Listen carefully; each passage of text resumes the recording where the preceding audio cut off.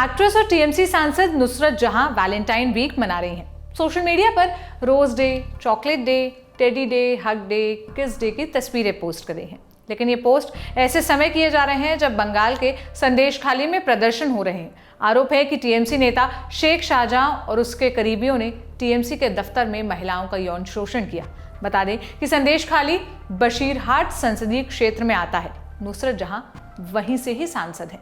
यही वजह है कि बीजेपी का गुस्सा नुसरत जहां पर फट पड़ा। पश्चिम बंगाल बीजेपी की तरफ से ट्वीट कर लिखा गया, जब टीएमसी दफ्तर में रेप हो रहे हैं तब बशीरहाट से सांसद नुसरत जहां इंस्टाग्राम और फेसबुक पर रील डालने में व्यस्त हैं। इस ट्वीट के नीचे लिखा है, ममता बनर्जी और उनकी सांसद को शर्म आनी चाहिए।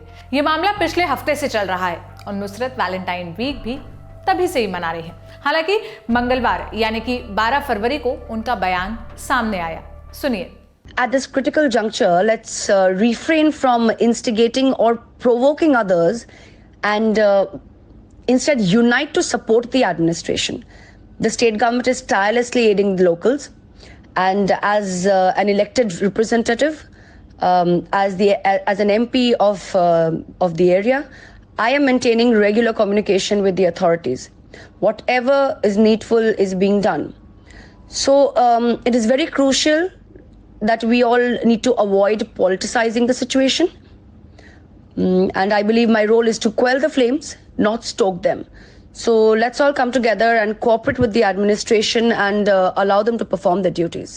सोशल मीडिया पर एक वीडियो और चल रहा है जिसका हवाला देते हुए केंद्रीय मंत्री स्मृति ईरानी ने ममता सरकार पर गंभीर आरोप लगाए हैं। पश्चिम बंगाल में संदेशखाली में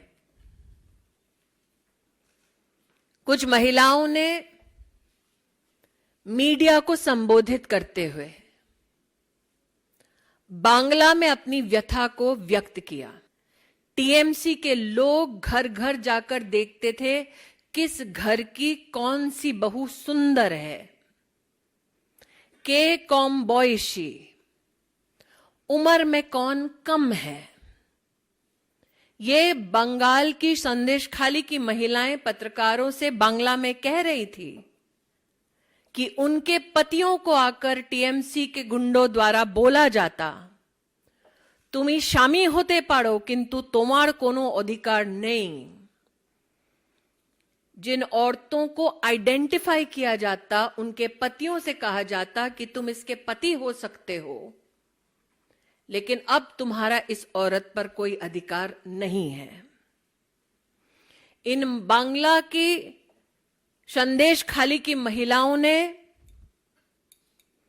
पत्रकारों से कहा, निये चले जाबे रातेर पर रात, उठाकर ले जाते थे रात दर रात, যতক্ষণ তাদের মনটা না ভরবে ততক্ষণ তোমার रिहाई नहीं।